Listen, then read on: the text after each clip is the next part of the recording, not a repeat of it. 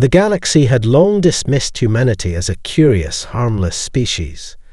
They were known as the nice ones, the ones who always sought peaceful resolutions, who built alliances and sacrificed for the greater good. Humans had an uncanny ability to absorb injustice and turn the other cheek.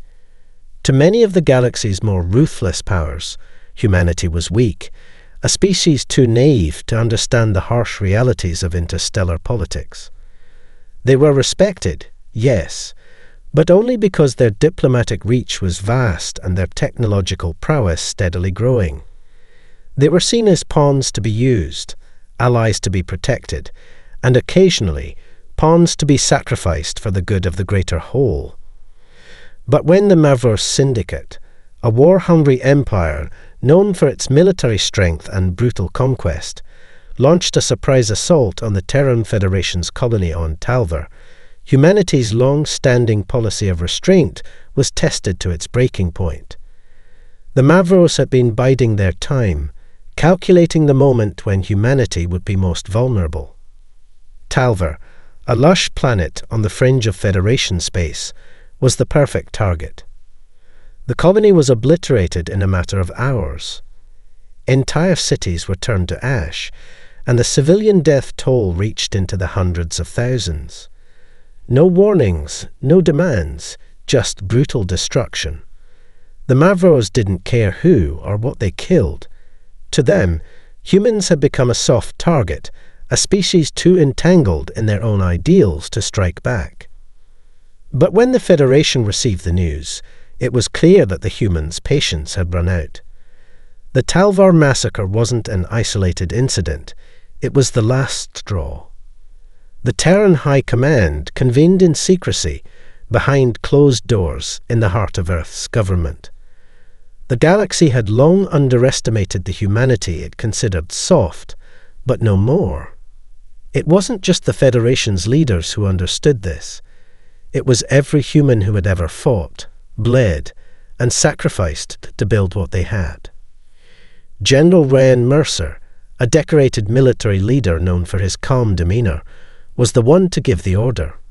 Without hesitation, he deployed humanity's most advanced warship, the Asterisk US Reaper Asterisk, straight into Mavros-controlled space. Their fleet met no resistance. The Asterisk Reaper Asterisk cut through Mavros ships like a knife through butter. But it wasn't just about military might. The message was something more dangerous. Do not mistake our kindness for weakness. Humanity wasn't asking for peace anymore. They were taking it by force. The galaxy held its breath, unsure of what the humans would do next. One thing was certain. The Asterisk Nice Ones Asterisk were gone.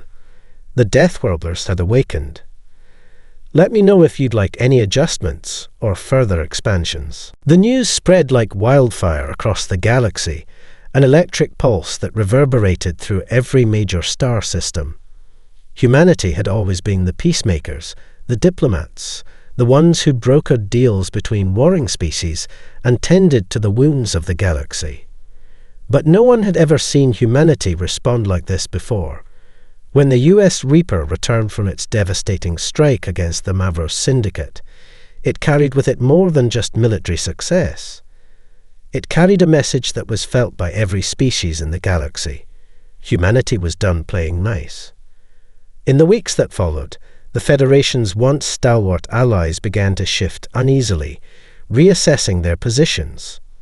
Some, like the Coyote, a peaceful plant-based species known for their wisdom and empathy, initially reached out to the Terran government with the hope of restoring the fragile balance. They feared that the aggressive actions of the Federation might tip the entire galaxy into chaos. But when their diplomats arrived at the Federation's capital, they were met not with a negotiation table, but a fleet of Terran warships silently hovering just outside their planetary borders. The Coyote were told in no uncertain terms that their concerns were irrelevant. The first real shock came when a Terran broadcast, titled, "We Are Dawn," was sent out to every star system. The transmission was brief, But it struck at the heart of every species that had once relied on humanity's sense of mercy. General Ryan Mercer, who had become the face of the Terran military, addressed the galaxy directly. "We have stood at the table long enough." Mercer's voice echoed through the broadcast. "You've taken our generosity for granted. You've tested our patience. Now we will test your resolve. Humanity is not your savior. We do not exist for your convenience. This is your warning." The broadcast was met with stunned silence across the galaxy. Some saw it as a temporary shift, a warning that would pass like many before it. But they were wrong. The actions of the next few days made it clear that humanity was not bluffing. The Mavros Syndicate, already reeling from the loss of half their fleet, scrambled to rally their remaining forces for retaliation. But humanity wasn't waiting. In a display of terrifying speed and precision, Terran fleets began to raid Mavros territory, striking key military installations, supply lines, and homeworlds.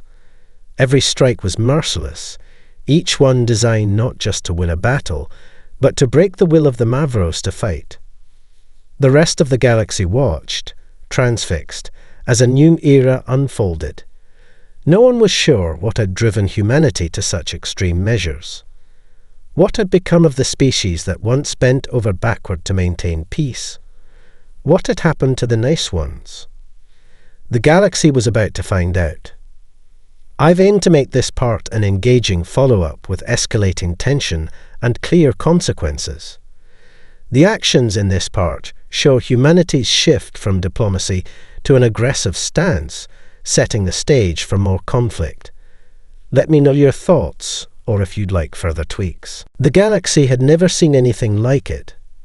Humanity had always been the great peacekeepers, but now they were something else entirely, a force of unrelenting destruction. The Mavros Syndicate, the first to taste the wrath of the Terran Federation, quickly learned the cost of underestimating humanity. The US Reaper had returned to Earth as a symbol of something far darker, but it was only the beginning.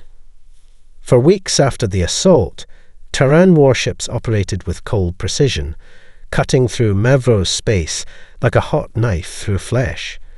The Mavros, known for their military might and ruthless tactics, were now the prey, and they were unprepared for the swiftness and brutality of humanity's retribution. General Ryan Mercer's calculated strikes were more than just military operations. They were a statement, a demonstration of Terran resolve. And the message was unmistakable. Humanity wasn't just capable of violence, they had embraced it.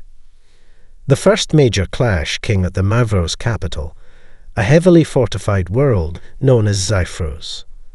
The Syndicate's leadership, realizing that they were facing an enemy unlike any they had encountered, attempted to rally their remaining fleet for a counteroffensive. They called upon allies, promising retribution and offering rewards to anyone who would join the fight. But none of their old friends came. The Galactic community, stunned by humanity's newfound aggression, kept their distance. Some feared retaliation, others were unsure if their own worlds were safe from the wrath of the Terran war machine. On the day of the attack, the Terran fleet arrived in the Zyphros system without warning. There was no posturing, no diplomacy, no demands. The Mavros defenders had only moments to react before the first wave of bombardments began. In an instant, their orbital defenses were destroyed, and their fleet scattered in chaos.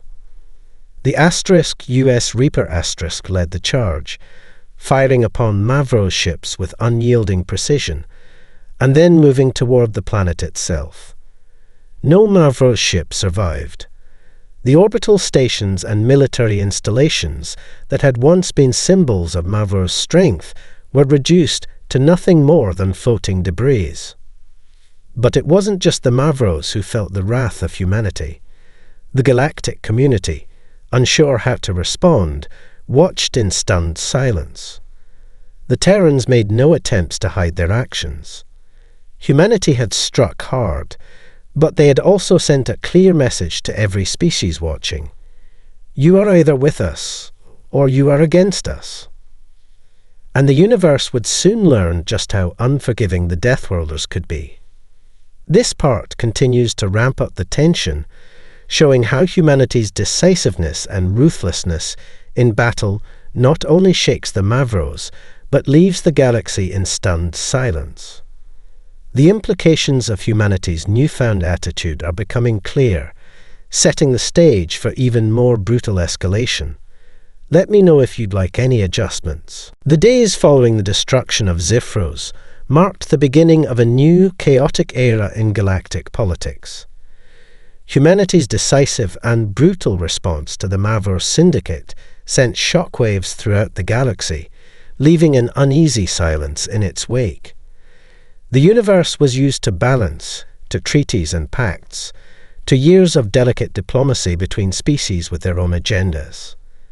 But humanity had shattered that balance with one unflinching strike, and the consequences were too immediate to ignore. The first major response came from the Confederation of Xantar, an alliance of several peace-oriented species that had long acted as the moral backbone of the galaxy. The Xantar, a collective of pacifistic beings, known for their ability to manipulate energy and maintain peace between warlike factions, sent a delegation to Earth with the hope of brokering a ceasefire. Their leader, Inari Malnok, had always seen humanity as a valuable ally, one that might be steered back toward cooperation. But the Terrans were no longer interested in negotiating peace. When the Xantar fleet arrived at Earth's orbit, they were greeted not by diplomats or officials, but by a single Terran destroyer, the Starkwind. The message was clear: stay away from our affairs. The Xantar envoy was politely, but firmly, turned back without so much as an audience with any Federation leaders. Inari Malnok's delegation returned to Xantar space with a bitter realization. Humanity's new stance was not one of defense or diplomacy, it was one of domination. Unnerved by the Terran rejection, the Xantar made one last attempt to mediate, issuing an ultimatum to the Federation. Cease all military actions, or face total galactic isolation. But General Ryan Mercer, now regarded as the de facto leader of humanity's military, had no intention of backing down. The Terran response was simple: we don't need anyone's permission to protect our own. The Xantar, in their hubris, underestimated the change that had come over humanity. Their military was advanced, but lacked the aggression to face down an enemy as relentless as the Terrans. Rather than attempting a confrontation, the Xantar began to quietly withdraw from key territories, realizing that they could not afford a war with a species so completely willing to destroy what it once sought to protect. Across the galaxy, other species watched in stunned disbelief. The Drax, an insectoid race once allies of humanity, began to debate whether they should break their neutral stance and ally with the Federation or fight against them. Meanwhile, the Shathar, an enigmatic race of cybernetic beings, started arming themselves in anticipation of a coming storm, knowing that if the Terrans turned on them, no treaties would save them. Humanity's brutal victories and the refusal to negotiate had begun to tear the fabric of galactic diplomacy apart. The old order was crumbling, and the galaxy was no longer a place where everyone could pretend that peace would hold. A new reality was taking shape, and the Terrans, once the peacemakers, had made it clear that survival in this new galaxy meant either bending the knee to their will or facing annihilation. In this part, the political repercussions of humanity's aggression start to spread, with the first diplomatic pushback from the Xantar and the larger implications of humanity's new stance on the galaxy's old alliances. The tension continues to build, showing that the old order is no longer viable and that the galaxy's political landscape will never be the same again. Let me know what you think, or if you'd like me to adjust any details. Humanity's war against the Mavor Syndicate and the larger galactic order was no longer confined to the shadows of political maneuvering or small skirmishes. The violence had escalated, and with it, so too had the rise of an unexpected force within the Terran Federation, an extremist faction that would soon become both a symbol of humanity's most dangerous impulses and a force of terror across the galaxy. The Red Fangs, a paramilitary group formed from dissident Terran veterans, had always existed on the fringes of the Federation. They were a group of warriors who rejected the bureaucratic nature of the Terran military, the endless negotiations and compromises, and instead embraced a philosophy of pure, unrelenting conquest. Their leader, Rickathorn, was a figure of legend, a ruthless warlord who had fought in the Federation's darkest conflicts, earning a reputation for her cold efficiency and relentless drive. Where General Mercer's military might was precise and calculated, the Red Fang's strategy was one of total obliteration, a willingness to burn entire worlds if it meant sending a message. Ricka's faction had long been seen as a rogue element, too extreme even for the Federation's hardened military. But after the Mavor's attack and the Federation's refusal to back down, the Red Fangs saw an opportunity to seize power. They declared themselves the true inheritors of humanity's legacy, people who understood that survival meant doing whatever it took, no matter the cost. Soon they gathered a sizable force, mostly composed of soldiers who had grown disillusioned with the endless diplomacy and political maneuvering of the Federation's leadership. The Red Fangs launched their first major assault against the Drax, a species of militant insectoids who had once been humanity's allies. The Drax had been hesitant to pick a side in the growing conflict, but that hesitation cost them dearly. Ricka's forces descended on the Drax homeworld, leaving nothing but ashes in their wake.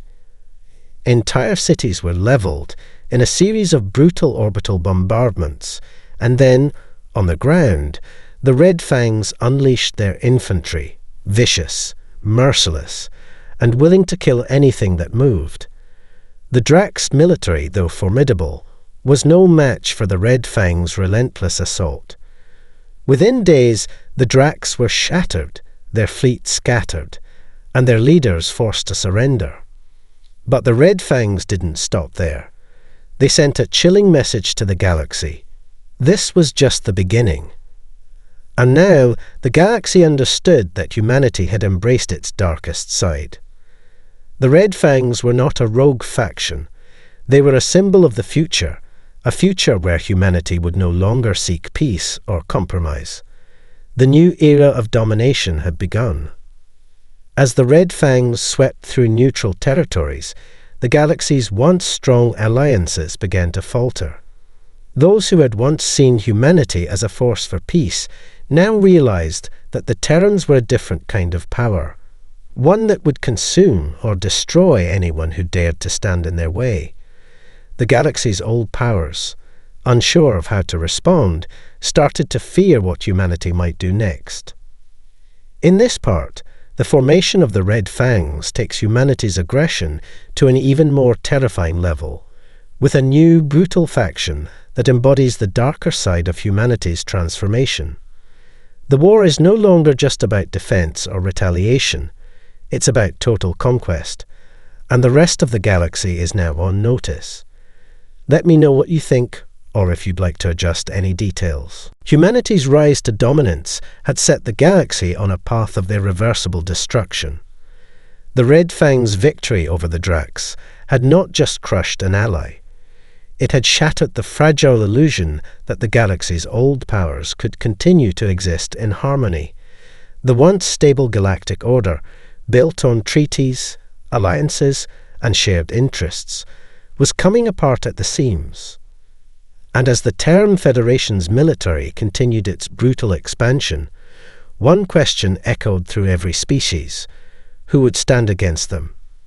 The Confederation of Xantar, having already pulled back into their own space after their failed attempt to negotiate with humanity, began to mobilize in secret. The Xantor had long been a bastion of diplomacy, but now their survival was at risk. Though they had not yet confronted the Terrans directly, their leadership understood that if humanity's conquest went unchecked, their peaceful way of life would be swallowed whole. They started constructing a vast, secret armada, ships capable of both defense and deterrence. But the Xantor knew they could not stand alone. Meanwhile, the Zelrith, a species of hyper-intelligent beings who had once been humanity's greatest intellectual peers, were caught in a moral quandary. They had watched in stunned silence as humanity's once idealistic quest for peace morphed into a campaign of unchecked aggression. The Zelrith had long played the role of advisors, offering wisdom and mediation between species, but the Terran shift had left them unsure of their place in the galaxy. The Zelrith understood the danger that humanity now represented, but they were reluctant to take up arms. Their intelligence gave them clarity, but it also made them wary of direct confrontation. The galaxy's smaller neutral factions, those that had once thrived under humanity's protective umbrella, began to question their alliances. Many of these species had benefited from the Terran Federation's protection, but now, with humanity turning its military might on the Drax and the Mavros, they were forced to reconsider their loyalty. The Shathar, once content to observe the galaxy from the safety of their cybernetic strongholds, began to arm themselves for a conflict they had never anticipated. They had long believed in technological advancement over brute force, but the Terran threat was something else entirely, something they could not ignore. And then there were the Tyrell, the telepathic race who had long been the guardians of galactic peace. They had once served as mediators, trusted by nearly every species to arbitrate conflicts. But now the Tyrell faced an existential crisis. Their once ironclad neutrality had kept them safe for millennia, but humanity's brutal rise left no room for them to sit idly by. If they did not act, they feared they would be next. Humanity's unrelenting violence had already consumed the Mavros and Drax, but the true consequences were just beginning. The age of galactic peace was collapsing, and as each empire and alliance began to prepare for war, the question remained: who would survive when the galaxy had no choice but to burn? In this part, the galaxy's response to humanity's growing aggression becomes more pronounced. The old powers are beginning to fragment and prepare for a larger, more devastating conflict. The galaxy is in freefall, with alliances crumbling and new enemies gathering. Humanity's aggressive expansion is pushing the galaxy toward a dangerous tipping point. Let me know what you think, or if you'd like any changes. The collapse of old alliances had not gone unnoticed by the galaxy's power players. The rise of humanity, a species once seen as peacekeepers, now had every major power in the galaxy scrambling to prepare for the worst. The Tyrell, once the paragons of diplomacy, called an emergency summit, inviting representatives from every species, even those who had once been enemies, to discuss the growing Terran threat. The summit was held on the neutral moon of Orlith, far from any front lines, but its purpose was clear: unite against the Terran Federation before it was too late. The first to arrive was the Xantor. Their fleet, massive and fortified, arrived in tight formation, and their emissaries, led by Inari Malnok, took their seats at the council table. The Xantor were no longer interested in diplomacy with humanity. They had crossed that threshold. Instead, they came to propose an alliance of survival, one that could hold off the Terran's advance. Behind them came the Zelrith, their ships sleek and silent. The Zelrith had once been humanity's equals in intellect and wisdom, but now their participation in the summit was driven by necessity. They had realized that their role as neutral advisors was no longer tenable. In the face of the Terran juggernaut, they would have to choose sides. The Shavar arrived next, their cybernetic forms transmitting a sense of cold calculation. They were the least vocal in the galaxy, but their technological superiority and vast resources made them a critical part of the coming war. Though they had long avoided the politics of the organic races, they had little choice now but to act.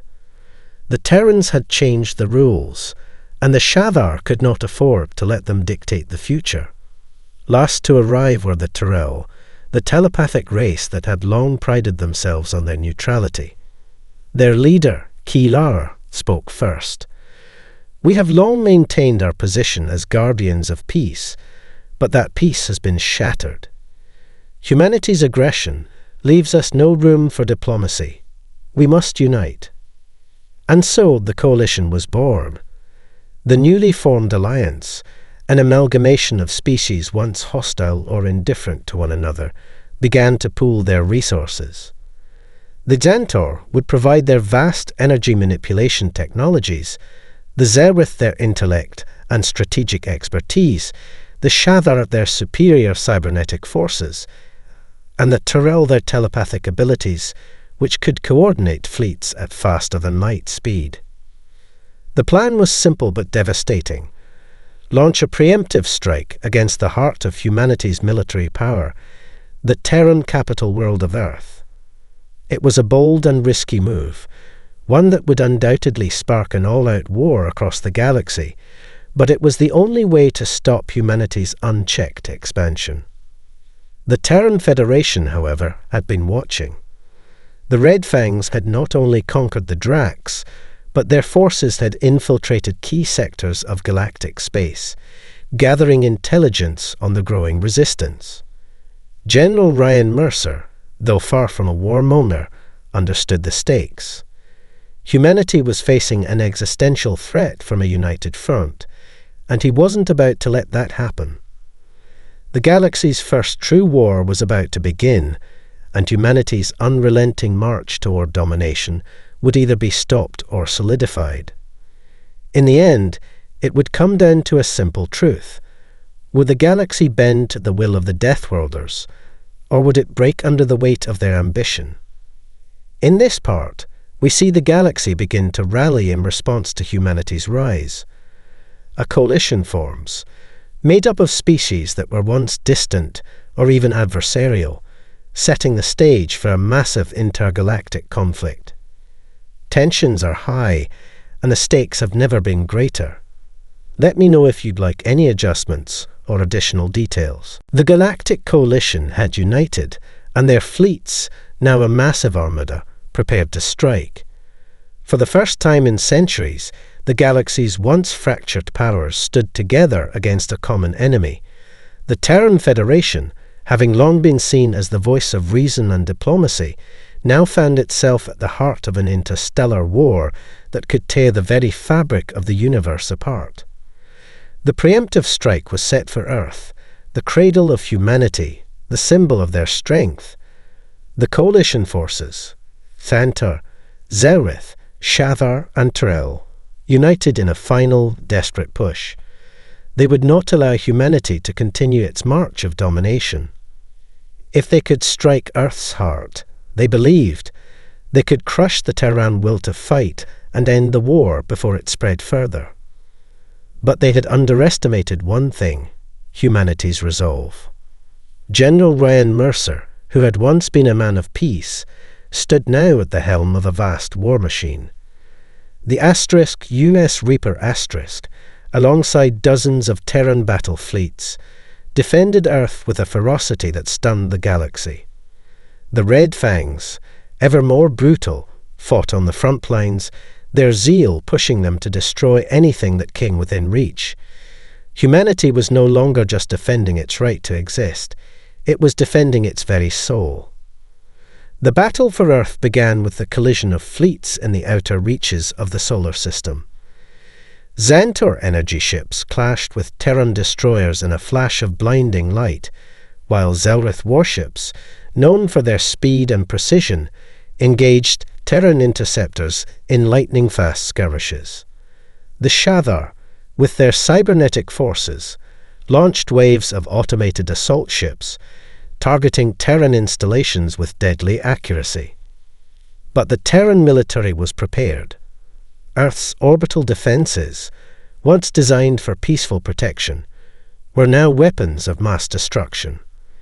Waves of plasma fire erupted from the planet's surface, shattering incoming vessels before they could reach the atmosphere. The Starkwind and the Reaper tore through the Coalition's flagship fleets with brutal efficiency, using superior firepower and tactics to dismantle the attack. The Coalition's initial advantage soon turned to desperation. Despite their overwhelming numbers, they could not match the sheer power of the Terran war machine, nor the rage of a species that had been pushed too far. The battle raged for days, each hour adding more bloodshed to the conflict. The Tyrell tried to use their telepathic abilities to coordinate strikes, but the Terran response was too fast, too chaotic. Their minds, once considered unbreakable, were now overwhelmed by the sheer intensity of human aggression. In the end, the galaxy's Grand Alliance was forced to retreat, their forces broken and scattered. Humanity had won, not because they were the most powerful species, but because they were the most determined. The message had been made clear. Humanity would not be silenced. The galaxy had miscalculated once too often. The war was over, but the galaxy would never be the same. Humanity had ascended from the nice ones to the true masters of the stars. Their reign would not be built on kindness nor compromise, but on the iron will of the Deathworlders. The galaxy had learned its lesson. The age of peace was gone. In this final part, humanity's triumph over the Galactic Coalition is solidified, but at great cost. The conflict has reshaped the galaxy, with humanity at the center, no longer just surviving, but now in control. The consequences of their transformation are felt in every corner of the galaxy. The era of peace is over, and the new era has begun. Let me know if you'd like further changes or adjustments to the ending.